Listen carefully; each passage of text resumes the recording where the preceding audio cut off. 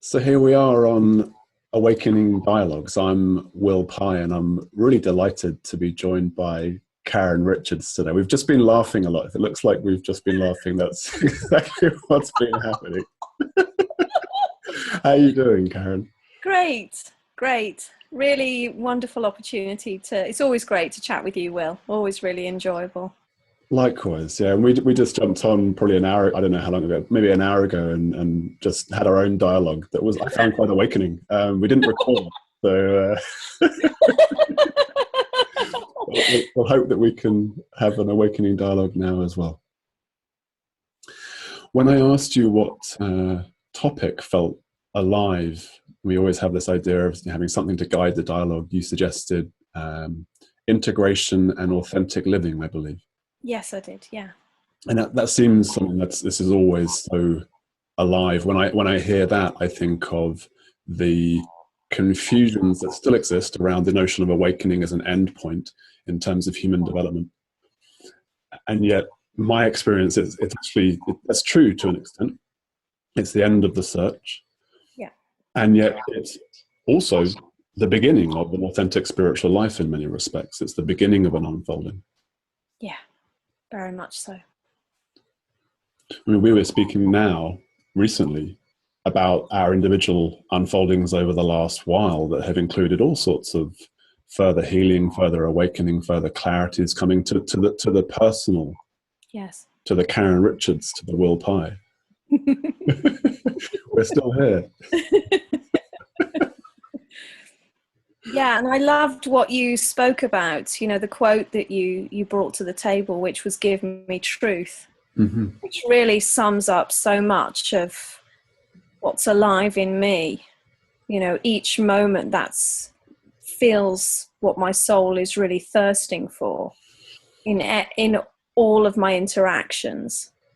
And it's interesting to notice how certain interactions can kind of throw up certain identifications that we weren't aware were even there, actually. We need those interactions in order to illuminate those issues. Yeah. Those aspects of self that aren't fully awake, fully integrated. And intimate relationships especially. I mean, any relationship, I think, has that function, but we were speaking about intimate relationships, and yeah. I know that there's that Ram Dass quote that if you think you're awake, go home and spend time with your family. I think there's a slight adaptation of that, which would be, if you think you're awake, enter into an intimate relationship and see how that rolls. See how present you remain and how empty you remain when core rejection issues get triggered, or whatever it might be. Yeah.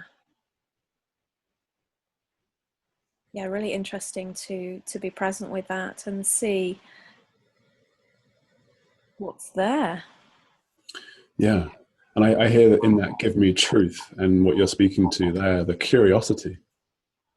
There is a need for this ongoing curiosity. Like, ooh, what's that? Well, oh, wow. When she said that, I felt, gee, and that's kind of like how I felt when I was that age, or whatever it might be. And there's an exquisiteness in that as well. It's not, I think, when there's not that spaciousness, a lot of what comes up in relationship, a lot of what's triggered can be deeply stressful. It can be suffering. Yeah. And yet, when there's a spaciousness for all to come up and be seen and not identified with, but rather held and experienced, there's something quite exquisite to that process. Yes, exactly. And just to be able to be with someone as they are, without any agenda operating. Yeah. It's a rare treat.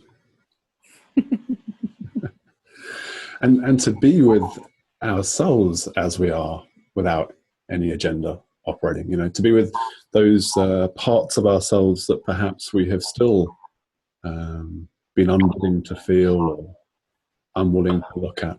Yeah, definitely. And relationship, it seems often there's that insistence. Yeah, it's like you can't avoid anything because there it is. And if there's that commitment to truth, everything gets seen instantaneously. There's no hiding from it. Where can you go? Yeah. We can try the usual places. We can go into thought, we can go into story, we can go into alcohol, or of course we could project it onto the partner. That's always a good. Yeah, it's you. I'm feeling a lot of irritation in you right now. Yes, it's Wait a minute.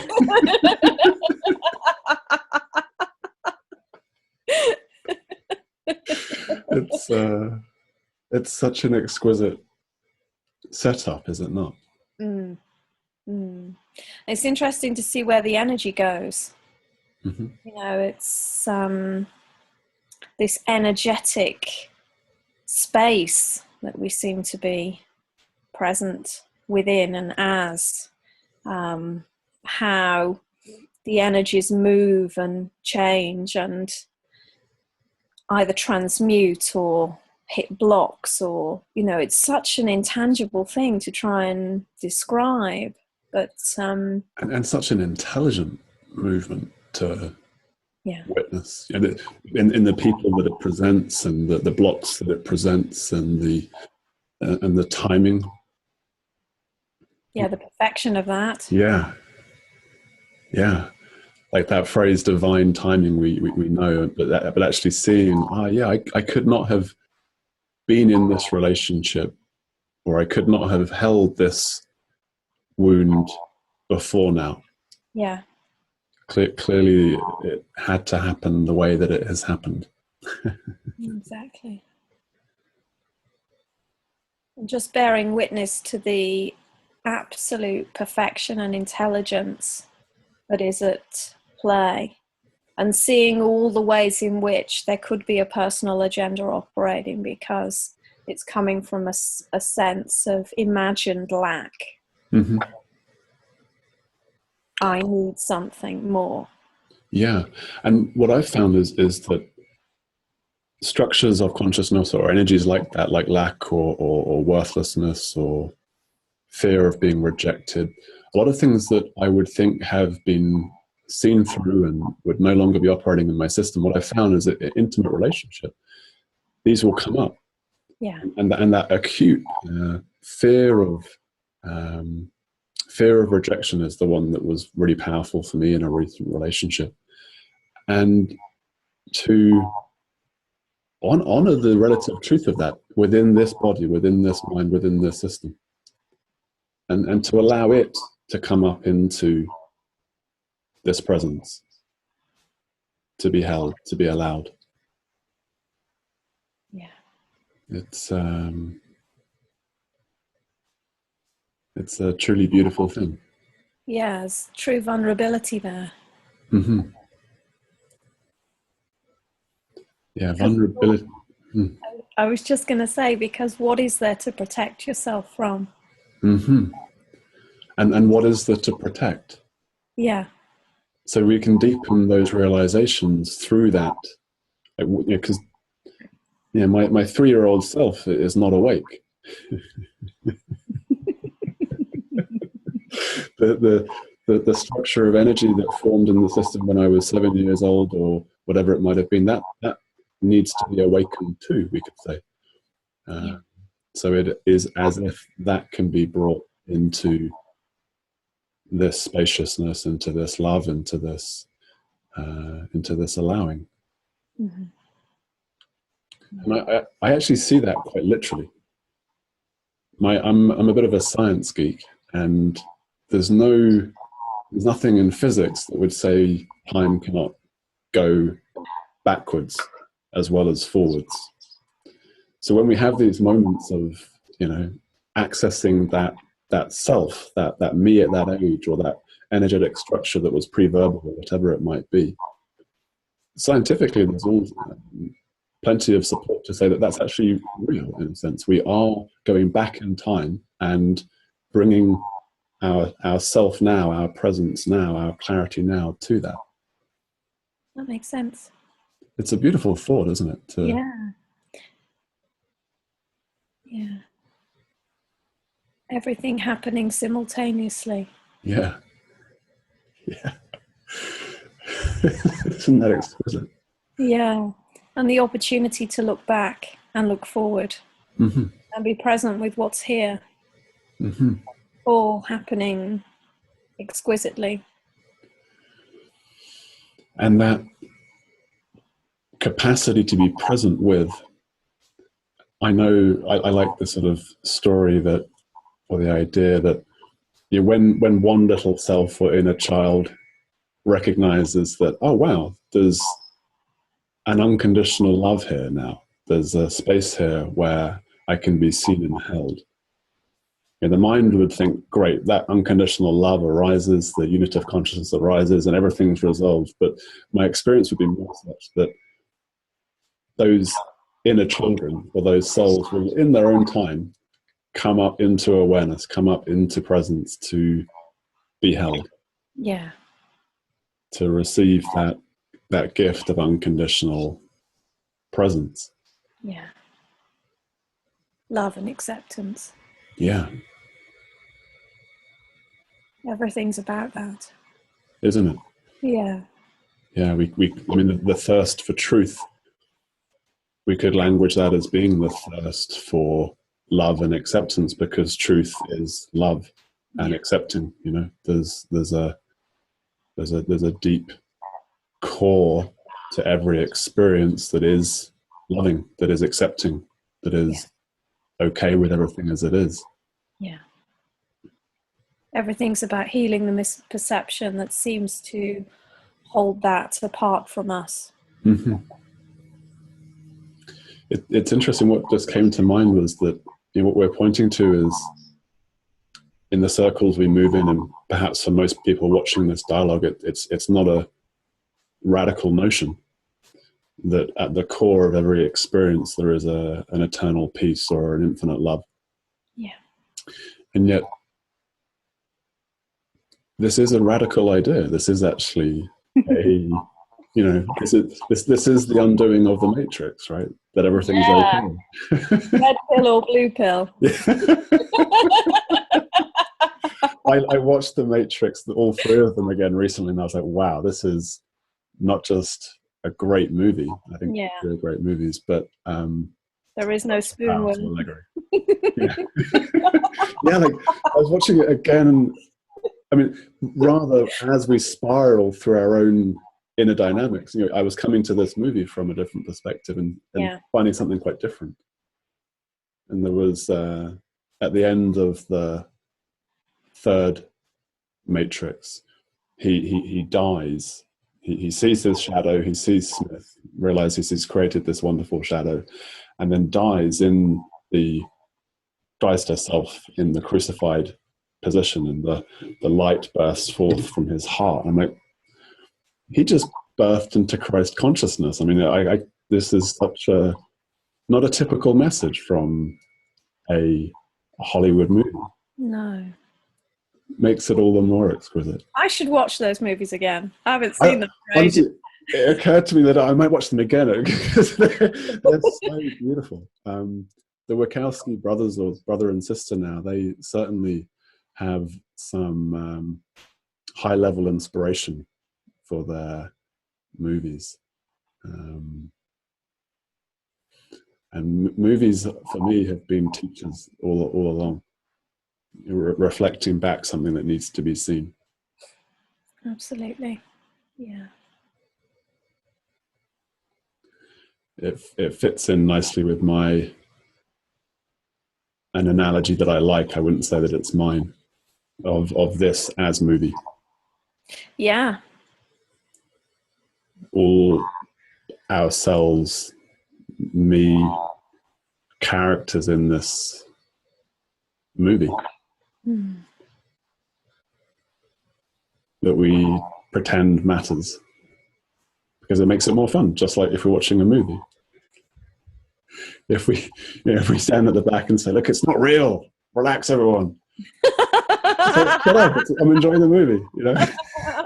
That's what some teachers do. It's like, it's not real. It's like, well, yeah, we know it's not real, but it is real. That's the thing, you know, that's an interesting point of discussion, actually, because there is this idea that seems quite prevalent in spirituality, that this is illusory and it's about rejection. And really, for me, as I see it, that there was a point where perhaps, was there a point? I can't really recall that, actually, but everything is real the moment it arises. It's where it's seen from that I see it that really matters. Are we seeing it as an expression of awake awareness, or are we believing that we're coming from a place of separation without even recognizing that that's how we're seeing? And there's nothing to reject. And nothing to be denying. I mean, that denial of the world as having intrinsic reality or relative reality is duality. To say all this is not real is duality. There's a me here apart from it. Yeah, you know, it appears to serve an apparent purpose in awakening us to realize what is ultimately true. But then we have to come all the way back and see that actually whatever is arising is that, is an expression of that. It's like the ocean and the wave. It's like an imaginary journey back to the point we never left. We're seeing things through separation. Now we're seeing things through the eyes of wholeness. But actually nothing's changed other than the perception. It was a misperception before. So now there is clarity, and everything's an opportunity to see from that awake clarity. Yeah. Am I believing in something that's not true, or am I seeing things as they truly are? Am I creating problems of my own imagination, or am I simply here now and responding to what's happening? And in the personal story, what that's meant for me in my life, what that's meant for me has been what was necessary in my unfolding was to go back, as it were, to the most intense darkness of my life experience and to see it from awake consciousness. So actually, the only way that could happen in my system was to go back into the depression, to go back into the despair, to go back into the core of that. And I actually had this experience, which I wouldn't recommend, but it was going back into that darkness and having the awareness that this was awareness itself, having the experience of will, having the experience of being in the most intense hell. Beautiful, because that is so key. There is this idea that it's all bliss, and of course it's the concept of bliss, and my definition of bliss really is that knowing everything is okay, and that everything is an expression of that awake awareness. Because how else are we to know ourselves as everything if we don't get everything in order to know ourselves? And that includes everything. Yeah. And it's so simple, because that's clearly the reality of non-dual realization, is to recognize that it is all non-dual. So there is nothing that is, yes, illusory, the physical form that we perceive, yet that does not mean it's to be denied or, as you said, rejected. Celebrated. Yeah. Seems like a better option. Wow, I can experience depression. I can experience the most hellish experience and know that ultimately I'm untouched, but at the same time simultaneously fused with whatever reality is presenting itself. That I'm not separate from that. Yeah. That's the crucifixion, isn't it? Yeah. And it seems to, that rebirthing, the resurrection can echo itself out through experience as well. Because I know that it's interesting. Yesterday, you're aware, or in the last few days, I had this extraordinary experience that seemed like a very powerful physical experience. It seemed like there was something happening well, there was a lot happening in the physical body. And what was interesting was that having had a diagnosis of brain cancer and all this stuff happening in my head, in my brain, there was thoughts arose of the reality of death and its potential imminence. And I've dived into that again and again and again, and come out the other side, as it were. You know, I've died infinite times, and yet there was still in the body and in the mind this fear of that. So on the one hand, there was a recognition that it's an intriguing experience that I'm ready for, such that I considered saying to my parents, who accompanied me to accident and emergency, I considered saying to them, look, if they want to give me drugs, I don't want drugs, because I want to be awake when I die, because I think it's a really important thing. And I realized I don't think my parents want to hear me talking about me dying. I don't think that's going to help them in this moment. So I didn't. So the point being that there was this like, openness to apparent death and an authentic, no, I really don't want to die. I really want to be alive. And there was something very valid and authentic and beautiful in that as well. It's really interesting, because as you're talking now, I'm reliving an experience that I had about 3 or 4 years ago now, when I started a treatment for a thyroid condition that I've got, an autoimmune thyroid condition. And within 3 days, this treatment had seemingly reversed the effects of the autoimmune condition, which meant that the synthetic hormone that I got in my system, which has a very long half-life, was having an impact on the body as if I was being over-treated. So it had created a thyrotoxic situation. And that meant I had to stop the synthetic medication. And I was actually in Ireland for meetings. And about 10 days after I'd stopped the medication, I had this experience, this extremely intense experience of going into acute hypothyroidism, which is basically when you've not got enough thyroid hormone circulating in the body, and that results in all sorts of biochemical processes going on at a cellular level, and it induced a huge panic attack. And I was actually on my way back to the airport, and I found myself unable to breathe and just having a heart rate that was excessive, and I ended up having to go to hospital in a taxi. And I was wheeled into resus and put on a cardiac monitor. And it was amazing to bear witness to this sheer biological terror. It was like there was pure presence. And what I realized in that moment was that actually terror has nothing to do with thought. There's something underneath that is a pure experience that no thought can touch, which seems to be almost visceral, cellular. I felt the heart stop a couple of times and restart, and everyone around me looked worried.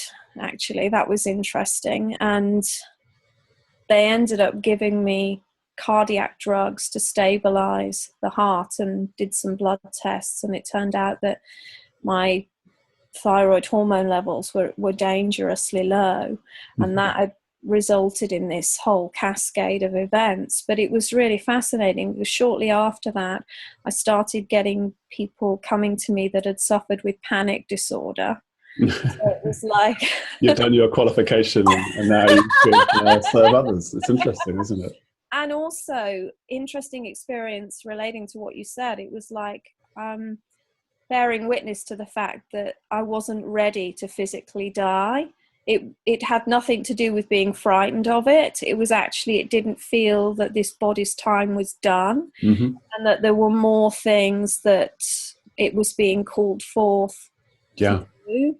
But it was very interesting, to experience that biological terror and actually have some relatability to people that had actually experienced something like that, and to also experience that terror can be experienced without any thought. Mm-hmm. And there's an intelligence to that. Yeah. I think there's a reason there's about 7 billion of us on the planet. I think that terror probably plays a part. It's a function of life wanting to be alive. Yeah, yeah. And there is I was talking with a friend on Skype only yesterday who was doing some rock climbing. And we were kind of discussing that in a way. It seems like there's two levels of terror. One is terror induced by believing thought, and the other is a biological terror that is about protecting this physicality. Mm-hmm. You know, if the bus is coming, you're going to move. Mm-hmm. You're going to do what you can to protect the physical form. That is instinctual. You don't actually need to plan how to do that. There's an intelligence that's moving and operating in order to protect that. And that movement away from danger or pain is it can be a dysfunctioning if we're constantly moving away from our own discomfort, and yet there's clearly an intelligence in that also.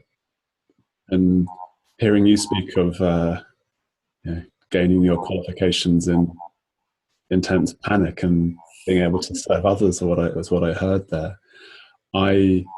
With the headache in these last few days, there was an intense physical pain. And previously, when I've held meetings and some people have brought this up often, like, how do you deal with pain? And I said, well, I've had quite a few intense experiences over the last while, but not intense physical pain, so I can't really say much.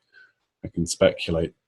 So as this intense pain was happening, and there's this natural resistance and then surrendering to and resistance and surrendering to going on, there was a recognition that, oh great, this will be helpful.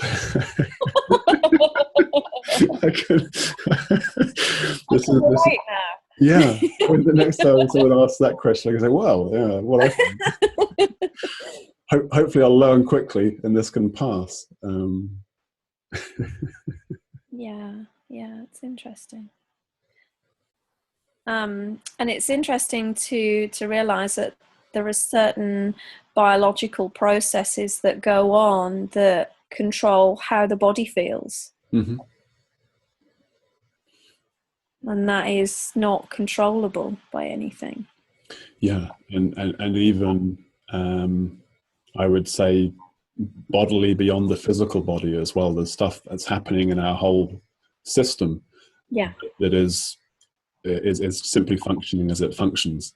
Though I found that it's best not to, I was going to write a post about how it's best to keep your subtle body to yourself if you're at a hospital, because they said, are you having any chest pains? I said, well, not really, but I've got some really intense stuff going on in my heart center, but it's really more emotional pain. I thought they'd understand that.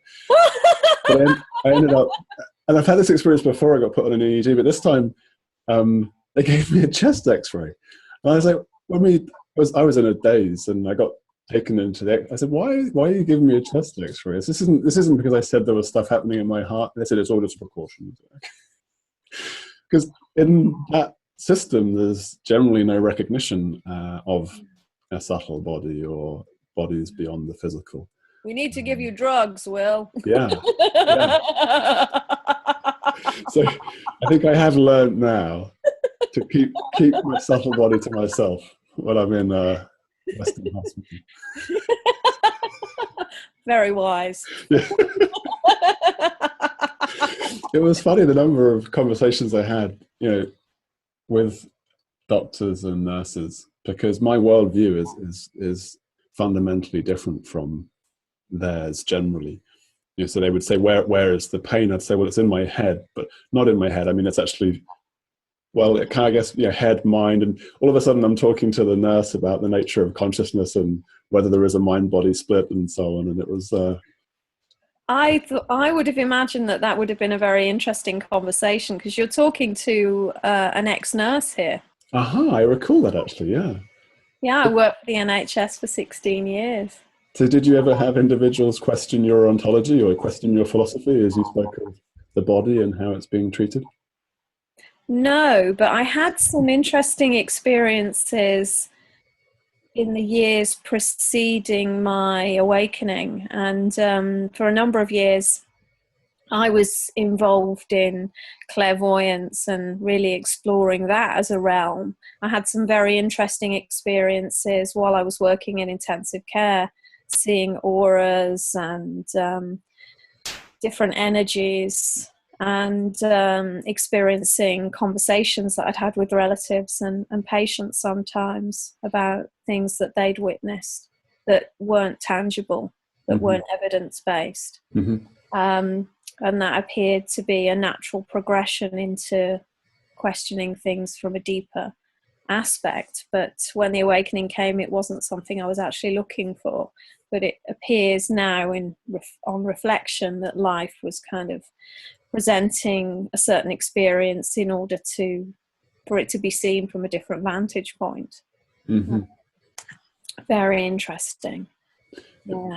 Reminds me of a Dutch cardiologist called Pim van Lommel, who I think similarly had a lot of intense experiences in intensive care and a lot of anomalous data, which is what I'm hearing you're pointing to. Things happening that the normal model of reality doesn't account for. Yeah. And his was particularly around near-death experiences. So he's written an entire book through obviously his lens of a cardiologically trained mind. So I find that very curious how within that very materialistic, that very physical-based system, spirit or immaterial stuff or however we want to language it still happens. It still presents itself. We can't remove it from our experience. I think that's part of the global awakening as I see it. There is an emergence of more subtle understandings of what's actually happening here, of what we actually are as human beings. Yeah. I remember being able to witness people walking around with energies coming from them and being totally amazed by it. I bet. Yeah. That was the first time you'd had such experiences? Yeah, it was, and it was interesting to see how it was just about seeing in a different way. That it was there all the time. It's just that my eyes weren't trained to look in that way. And I could just see the light body that appeared to be emanating from the physical body. And it had a definite form to it that was appeared to be composed of light. Yeah, just really incredible to see that actually it was there the whole time. It's just that I didn't see it because my eyes weren't looking for that. Yeah, it's something I'm very interested in, and it appears that there's an emergent quality in consciousness that is presenting as more individuals such as yourself actually, what's the word, climatizing, if you like, to that way of seeing. The data that is already there, but our eyes aren't, our system generally hasn't evolved or been fine-tuned, or we've had beliefs, or when we looked at something as a child, we were told, don't be stupid, or these sorts of things. So it's closed down in us. Yeah. I heard something the other day which was fascinating, which was the color blue we have only been able to see in the last few thousand years. So that the actual perception of the color blue is an evolved capacity. We saw all the other colors first, and all languages start off seeing black and white, and then red and yellow and orange, and this is sort of well researched and documented. And blue was the last color to come online. Interesting.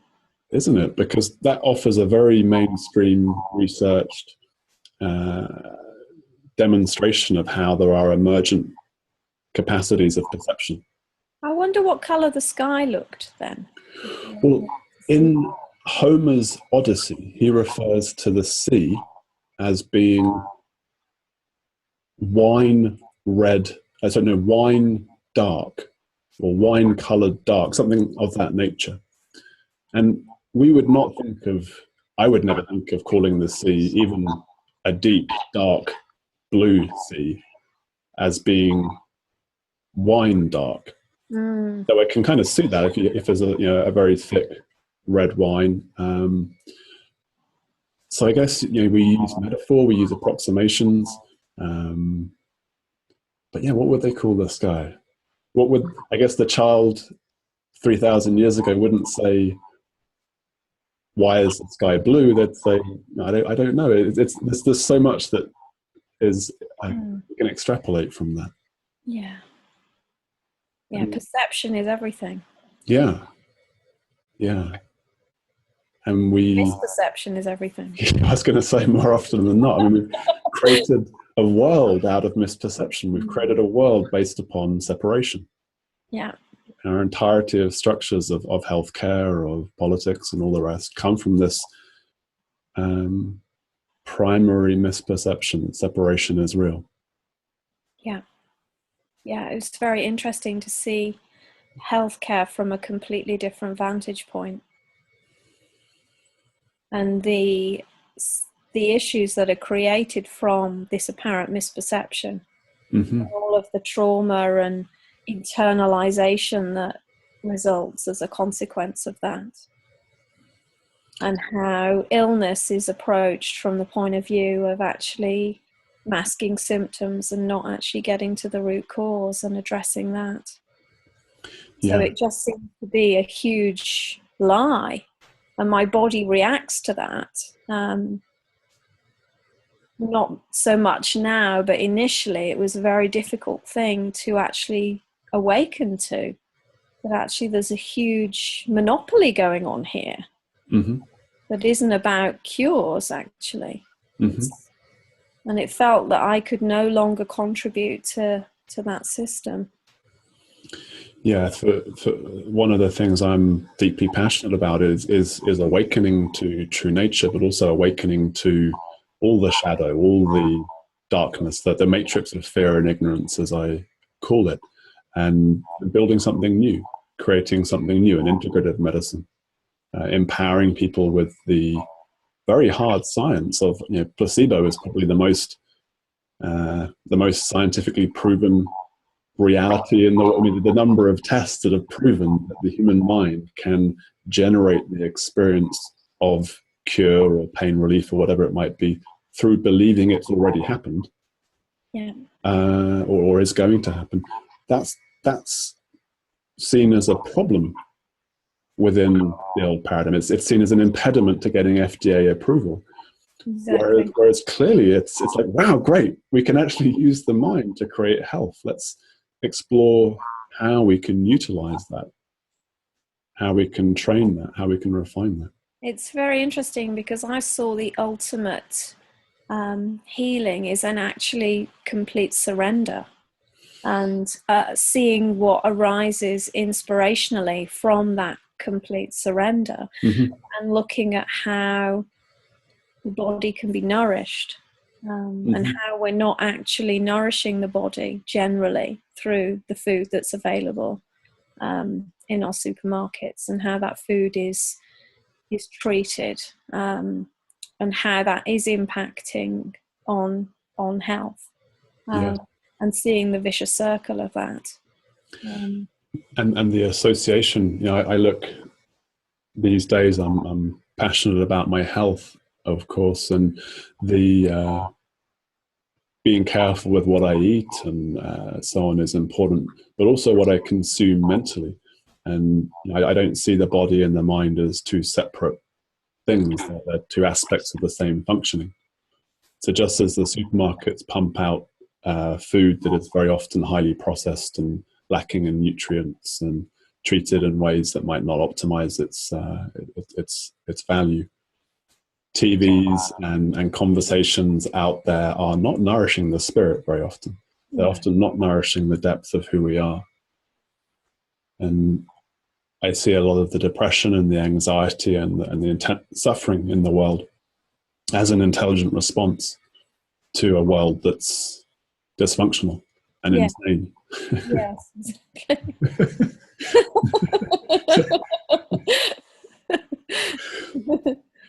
It's almost if you walk through this world and not experience some depression or some anxiety, then you have to be cut off. There has to be a lack of some of those refined perceptual capacities that you're pointing to. Yeah, it's like a protection mechanism and an opportunity to really look at things in a very different way.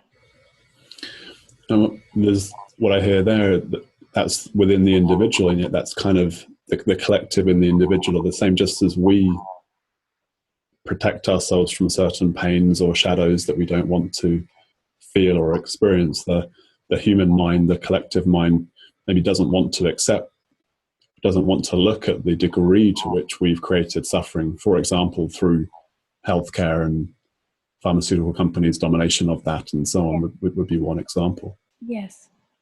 And the awakening, you had this wonderful topic of authentic living and integration. And we started looking at our integration, our unfolding. Yes.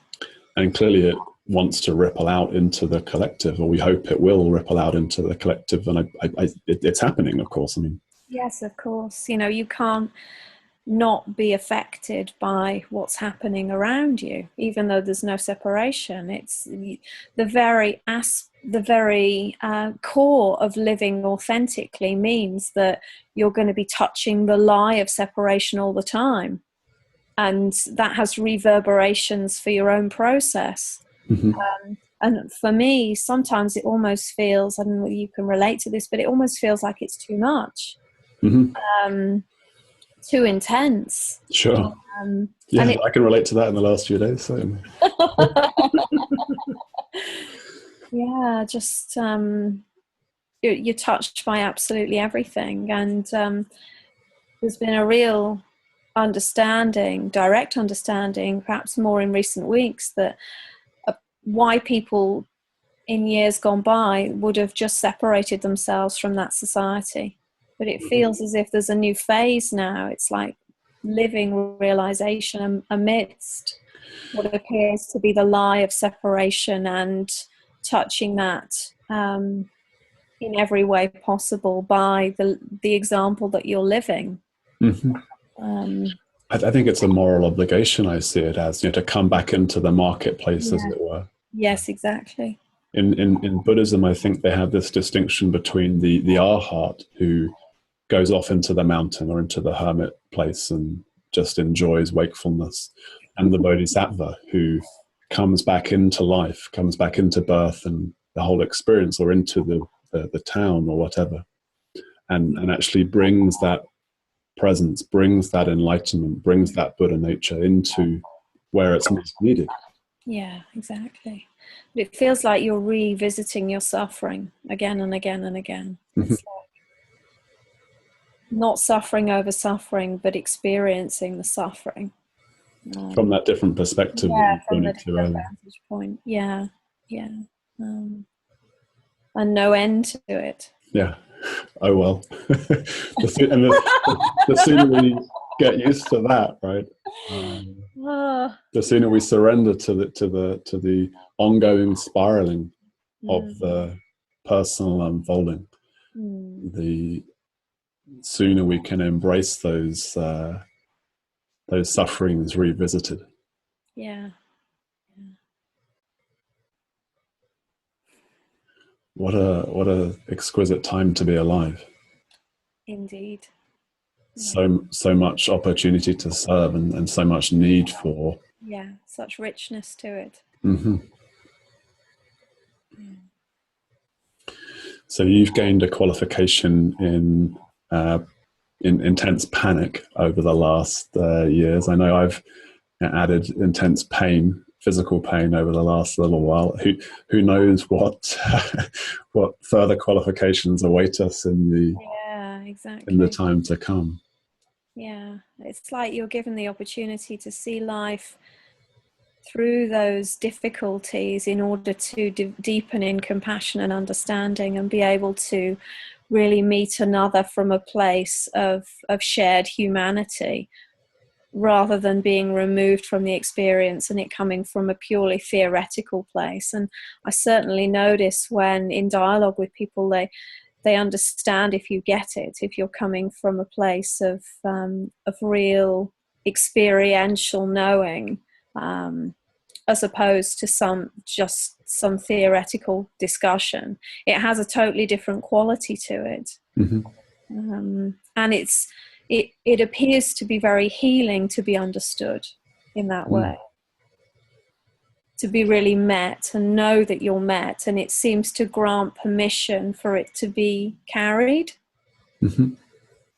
And that, of course, is the gateway to really healing on a very deep and profound level. Knowing it's okay, knowing it's understood, and knowing that it's fine. Really, you can just start to put your baggage down instead of carrying it around with you, and be vulnerable around that. I think there's such beauty in the people taking the role of teacher, such as yourself and I, and a lot of our friends, to be able to be open about the human experience that continues to unfold, and the challenges and the sufferings revisited and so on. And moving away, and this is happening rather wonderfully, moving away from that guru-student model, or the awakened one and everyone else in slumber model, to a recognition of our shared humanity, a ripened non-duality, a ripened oneness. To meet another and then completely obliterate the imagined roles of student teacher, and just to be able to really meet one another. It appears that we're playing that role in order to dissolve the idea of that role. I think that's definitely a cultural evolution that's been happening for a while. It's funny, just what occurred to me is I haven't led a meeting or given satsang for quite a few weeks. And I noticed that I've missed it, because it is such an exquisite thing to drop into that space and explore with people what wants to come up, what wants to happen. Yeah, absolutely. I'm in Poland from Friday for about 12 days, and I'm really looking forward to being with people again that are really, really committed and appear to be wanting to explore the nature of reality and the nature of consciousness, and bring their vulnerabilities. There's a certain quality to that is just exquisite and truly beautiful. And I miss it too. I haven't realized actually, but just talking with you now about that, there is something really magical about it.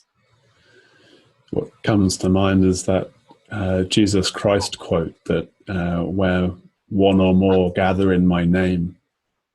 I think what I hear there is when people gather with the desire to be in truth, or to awaken, or to be in service, we bring with us all the associated energies and all that would need to serve that process. Life conspires to support. And empower and inspire. Doesn't and know. How exquisite. It's beautiful. So powerful. Amazing.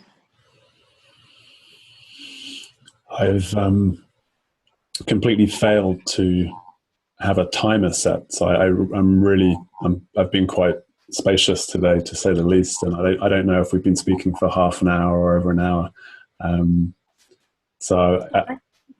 expect it's about 45 minutes. Because it was feeling like a natural point of completion, but I didn't want to do that and find out that we've only been chatting for 20 minutes. So you'd probably tell me if we've been going for an hour and a half. How wonderful. It's been a real joy exploring with you, Karen. Thank you, Will. Really appreciate it. I appreciate your friendship, and I hope that our dialogue serves our friends out there who have been watching with us today. Me too, with all my heart. Have a beautiful time in Poland. Thank you, and I look forward to speaking to you again soon. Yep, I look forward to it. Love, Will. You too. Bye. Bye-bye. Bye-bye.